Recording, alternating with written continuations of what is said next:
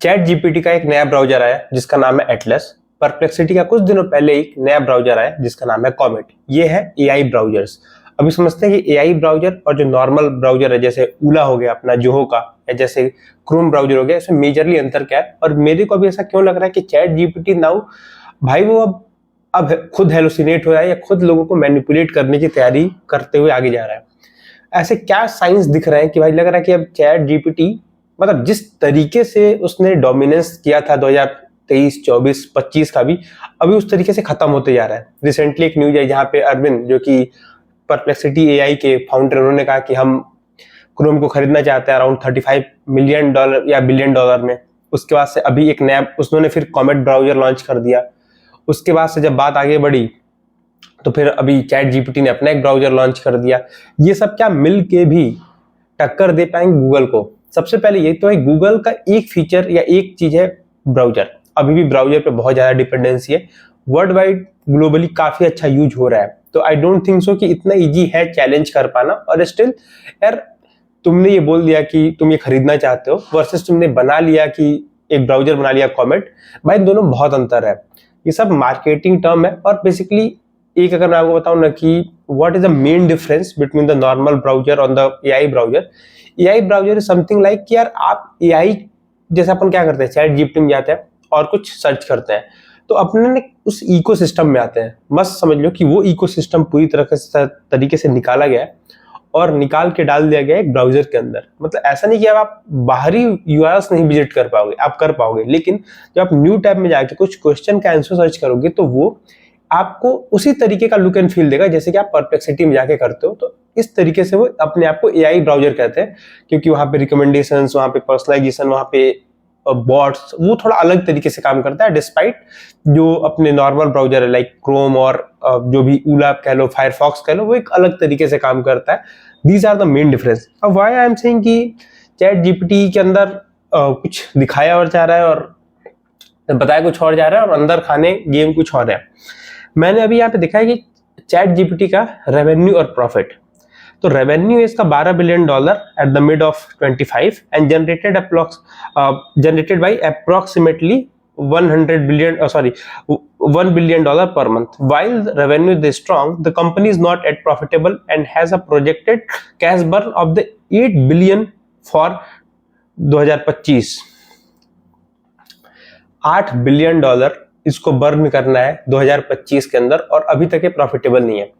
जब इस सिनेरियो पे आते हो जहां पे एक समय के बाद आपने एक हाइप दिया, वो हाइप काफी अच्छा चल गया, आपने बहुत, अगर 2023 लास्ट 24 स्टार्टिंग की बात है तो बहुत इजीली बात हो रही थी कि developers will be replaced, IT का बहुत सारा काम डेवलपर नहीं करेंगे, बहुत सारा काम ऑटोमेट हो जाएगा, ये हो जाएगा, बहुत सारी चीजें, बहुत ओवर प्रॉमिस थी। उस ओवर प्रॉमिस के बीच में एक ये भी था कि 2026-27 तक तो एजीआई भी आ जाएगा। अभी तक तो ऐसा कुछ आते हुए नहीं दिख रहा है। इट डजंट मीन कि चीजें इवॉल्व नहीं होंगी, इट डजंट मीन कि टेक्नोलॉजी अपनी जगह रुके रहेगी।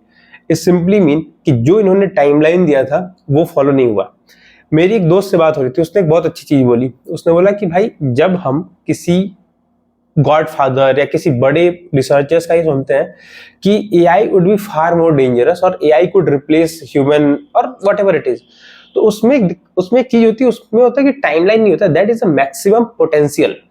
मैक्सिमम पोटेंशियल मतलब कि आप जिस तरीके से काम करते जा रहे हो, अगर अपन उसी तरीके से काम करते हुए और आगे चले जाएंगे तो बाई एनी टाइम, लाइक हो सकता है 10 साल लगे, 15 साल लगे, 20 साल लगे, बट दैट टाइम तक वो वाला हम रिजल्ट अचीव कर लेंगे। लेकिन जब आपको कुछ बेचना होता है तो you need to give some deadline, क्योंकि उस तरीके से बिकेगा नहीं। अब आपको डेडलाइन देना है तो आप डेडलाइन में क्या मिलाओगे, जितनी जल्दी, जितना स्केरी आप बना पाओगे उतना बढ़िया होगा। आपको डेविन का कहानी याद होगा ना, जहाँ पे एक सॉफ्टवेयर इंजीनियर आया था जिसका एक बंदे ने हाइप तोड़ा था, इंटरनेट ऑफ बग्स, उनका यूट्यूब चैनल है, उन्होंने काफी अच्छे से उस पूरे हाइप को धाराशाही कर दिया। मतलब एक वीडियो ने दबा के हाइप बनाया और एक ही वीडियो ने पूरी इस हाइप को खत्म कर दिया। अभी बात आ चुकी है मेरे हिसाब से चैट जीपीटी के लिए कि भाई इन्वेस्टर को रियल क्वेश्चन से दूर रख के उनको नए नए टूल्स फेंके जाए। टूल्स फेंकने का मतलब ये है कि भाई तुम्हारे पास सोरा था, तुमने सोरा का एक अपडेटेड वर्जन लॉन्च कर दिया, ठीक है, अभी तुम बोल रहे हो सोरा 2, तुम चैट जीपीटी 5 पे हो, अभी तुम 6 पे जाओगे और ऑब्वियसली जब तुम ऐसा मॉडल चेंज करने में समय लगता है। तो that time you don't like, you can not like मैं चलो कुछ नया 6 आएगा तब बात करेंगे। तो तुम्हें कुछ ना कुछ मार्केट में एक बज़वर्ड फेंकते रहना है। जैसे कुछ समय पहले इन्होंने एक टूल लॉन्च किया जो बोला कि अब ये स्टार्टअप का रिप्लेसमेंट है। स्टार्टअप का रिप्लेसमेंट कैसा है? क्योंकि ये कैनवा से इंटीग्रेट हो जाता है और कैनवा की मदद से खुद डिजाइन कर लेगा। भाई द रिजल्ट यू वांट और द रिजल्ट दे जनरेट, उसके अंदर इतना अंतर है ना कि भाई सिंपल अंतर आप समझ लो कि आपको चाहिए था कार, उसने कारपेट बना के दे दिया है। And I don't think so कि इस तरीके से काम होता है या हो पाएगा।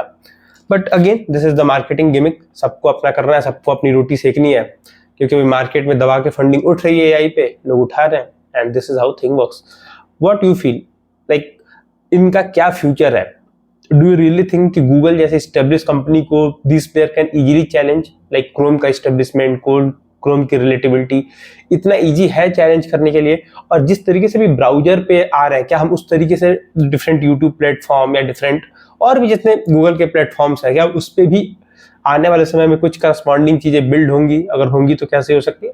व्हाट यू लाइक, तुम्हारा क्या टेक है अपकमिंग स्टार्टअप डेवलपमेंट पे, जहां पे डायरेक्टली गूगल को टक्कर दिया जा रहा है ये कहते हुए कि हम तो ये कर देंगे, बट गूगल इज समथिंग मेरे हिसाब से big and you can't challenge like this कि भाई देख लेंगे। if you want to challenge, obviously you have to survive in the market and then आगे की बात होगी। अभी के लिए बाय। अपना फीडबैक कमेंट बॉक्स में डालते रहना।